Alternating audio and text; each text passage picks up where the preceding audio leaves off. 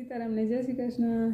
તો જો આજે આપણે આ વર્ષનો છેલ્લો દિવસ છે, એટલે કે 2023નો આજે છેલ્લો દિવસ છે।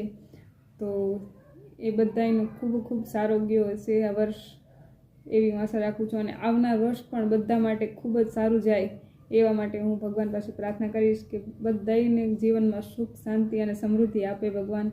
અને હંમેશા આપણે જે આપણા જીવનમાં વીતી ગયું છે એને યાદ કરીને ક્યારેય દુઃખી ન થવું, અને હંમેશા આપણા જીવનમાં જે આવવાનું છે એના માટે હંમેશા આપણે એકદમ તૈયાર રહેવાનું। પછી એ કેવું વર્ષ જાય આપણા માટે, દુઃખ પણ આવે સુખ પણ આવે, પણ ક્યારેય આપણે મૂંઝાવાનું નહીં।